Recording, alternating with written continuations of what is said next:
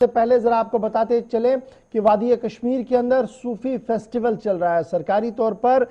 صوفی festival کا کل باضابطہ طور پر افتتاح کیا گیا ہے اور صوفی فیسٹیول کے افتتاح کے موقع پر ہی ایک اچھی خاصی تعداد میں جہاں لوگوں نے وہاں پر شرکت کی ہے اور اس افتتاحی تقریب پر جہاں لیفٹیننٹ گورنر صاحب کے مشیر خاص موجود رہے، وہیں پر کمیشنر سیکرٹری ٹورزم نے اپنی بات رکھی اور اس کے ساتھ ساتھ کھادی ولیج انڈسٹریز بورڈ کی چیئرپرسن اور جو جموں کشمیر وقف بورڈ ہے ان کی بھی چیئرپرسن وہاں پر موجود رہی، کیونکہ اختلاف ان کا بھی تھا اور ان کا ماننا تھا کہ صوفی روایات کو برقرار رکھنا اور انہیں آگے لے جانا وقت کی اہم ترین ضرورت ہے اور جو اثاثہ ہماری ریاست کے اندر ہے اس اثاثے کو تحفظ بخشنا اور اس اثاثے کی حفاظت کر کے آگے نسلوں تک پہنچانا بھی ہماری اولین ترجیحات میں ہے۔ اس موقع پر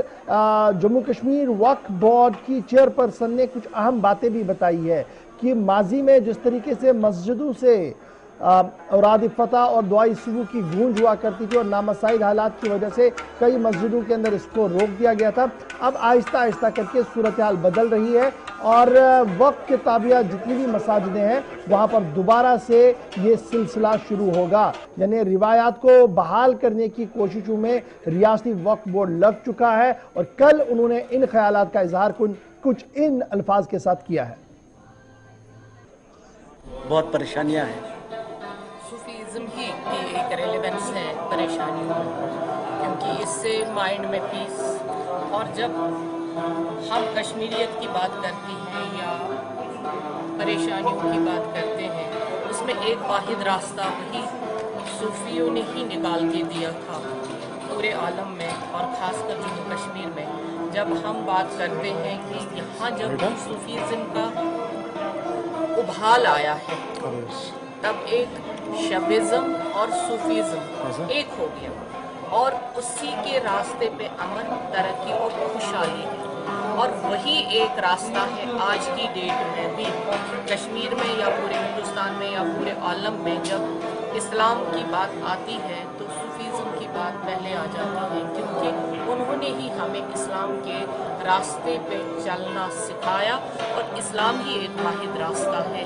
جہاں پہ امن، ترقی اور خوشحالی کی بات رہتی ہے۔ میڈم، انٹرٹینمنٹ کے سادھن جو ہے وہ ختم ہو چکے ہیں، تو ایسے میں آپ کو لگ رہا ہے کہ ایسے ایونٹس کا ہونا ضروری ہے اور ساتھ میں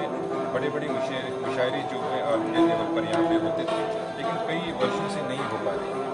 کیا ہم ایکسپیکٹ کریں گے کہ آنے والے دور میں اس طرح کے بڑے مشاعرے ہوں گے؟ آج آپ دیکھ رہے ہیں جو ہمارا صوفی فیسٹیول ہے اس میں ہم نے مشاعروں کا بھی انعقاد کیا ہے اور بابا رشی میں پہلی بار آپ دیکھیں گے چارے شریف میں اور شادرہ شریف میں، وہاں پہ جموں میں اور کشتواڑ میں 4 ایسی شرائنز ہیں جہاں پہ قوالیوں اور منقبت کا اہتمام کیا جا رہا ہے، اور جو آپ مشاعروں کی بات کر رہے ہیں اس میں وہ شاعرات اور شاعر بھی پڑھیں گے، لیکن ہم نے وہ درگاہوں سے دور رکھا مشاعرہ تاکہ جو درگاہوں کی ہمیں عظمت ہے اس پہ کوئی انگلی نہ اٹھے اور عظمت میں کوئی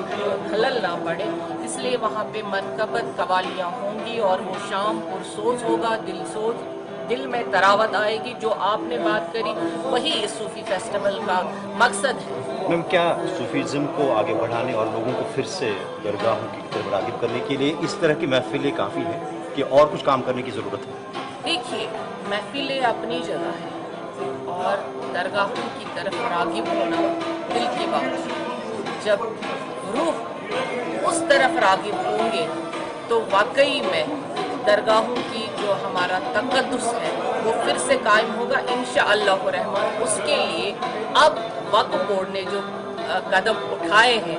جس طرح سے ہم کام کریں گے وہ آنے والا وقت۔ چلیے، صوفی فیسٹیول کی تصویریں سری نگر کے اندر جہاں پر کئی اہم شخصیات اس کا حصہ بنی اور جموں کشمیر کی تاریخ اور ثقافت کی بھی ایک جھلک یہاں پر دیکھنے کو ملی، جبکہ صوفیزم کو برقرار رکھنے، اسے زندہ رکھنے اور موجودہ وقت میں حکمت عملی ترتیب دے کر مستقبل میں بھی اسے اس طرح کے پروگرامز کرائے جائیں، اس بات کو یقینی بنانے پر بھی زور دیا جا رہا ہے۔